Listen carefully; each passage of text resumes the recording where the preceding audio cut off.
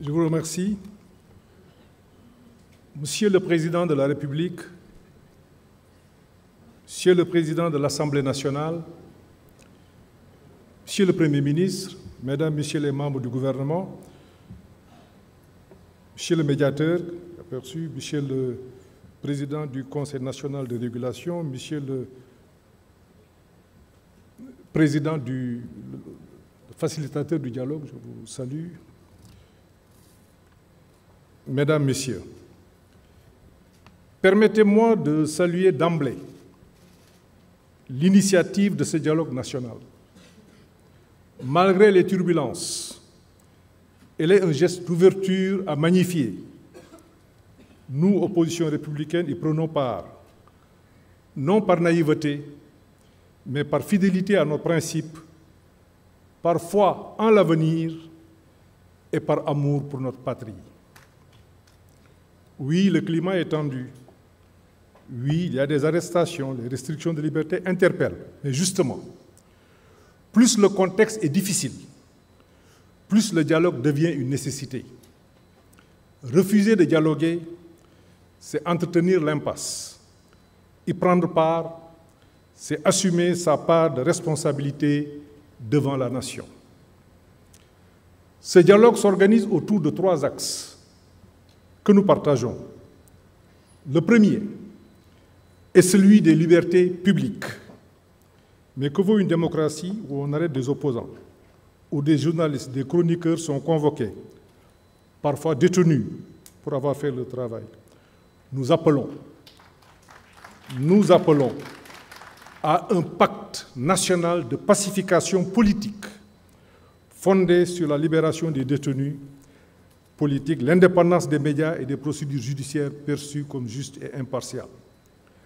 Le second axe porte sur le système électoral.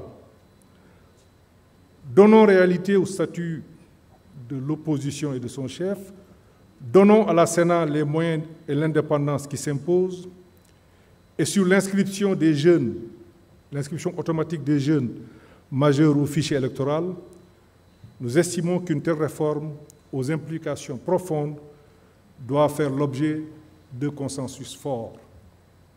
Le troisième axe est la refonte institutionnelle. Il est temps de rendre nos institutions plus légitimes. Cela suppose de renforcer, c'est une proposition, la proportionnelle dans l'élection des députés et ou d'introduire un second tour dans le scrutin majoritaire. De même, la Haute Cour de justice doit être réformée, sa composition, aujourd'hui alignée sur la majorité parlementaire, ne garantit pas l'impartialité attendue. Au demeurant, n'oublions pas que c'est notre système démocratique actuel qui a permis les grandes alternances de notre histoire. Il a porté au pouvoir les gouvernants d'hier comme il a permis l'accession du pouvoir actuel. C'est un héritage précieux, fruit des luttes, des réformes, des sacrifices consentis au fil des décennies. Que l'on soit au pouvoir ou de l'opposition, nous devons ensemble préserver cet acquis. Mais au-delà des questions politiques, l'enjeu central de mon point de vue reste économique. C'est pour cela que j'avais souhaité et proposé l'inscription de cette question à l'ordre du jour du présent dialogue. J'espère et souhaite vivement une mobilisation de tous les acteurs autour de ce sujet. Le Sénégal fait actuellement face à des pertes d'emplois, une dette croissante et une situation budgétaire préoccupante sur fond de vulnérabilité externe.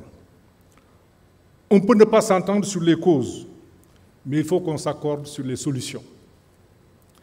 Ainsi, votre nouveau référentiel stratégique de l'action publique devrait être, de mon point de vue, mieux partagé pour améliorer sa mise en œuvre pour l'intérêt de tout le monde.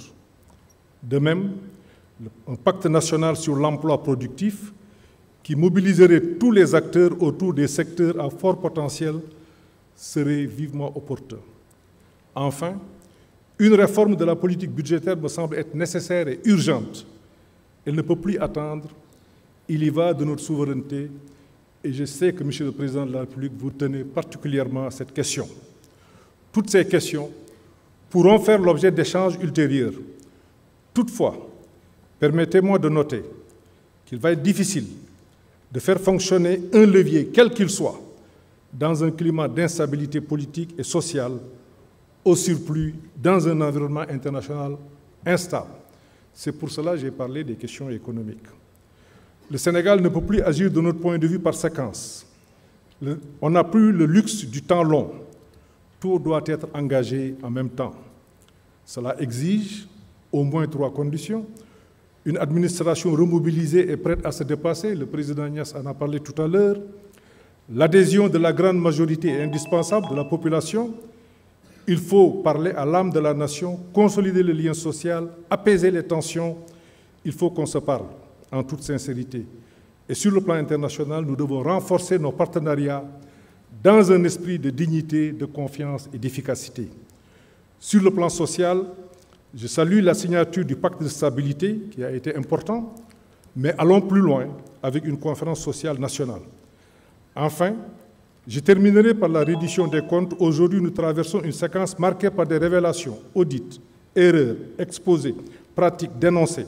Tout cela peut être vrai. Mais l'histoire récente nous montre que ces vagues émotionnelles sont cycliques.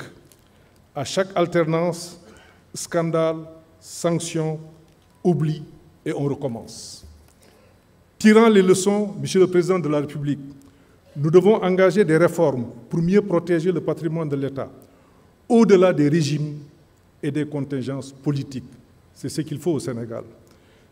Monsieur le Président de la République, je rêve d'un Sénégal où l'opposition est écoutée, pas écartée, où le débat est loyal, constructif, pas agressif, où la critique est utile, pas criminalisée.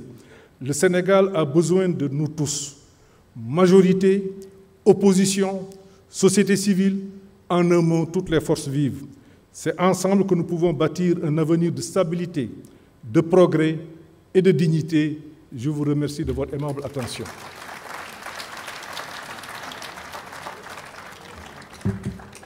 Merci beaucoup, M. Amadou Ba, ancien Premier ministre. Nous avons Madame Aminata Mbengue Ndiaye, mi nga xamni mo yoron au Conseil des collectivités territoriales. Ñu yobul ko micro bi.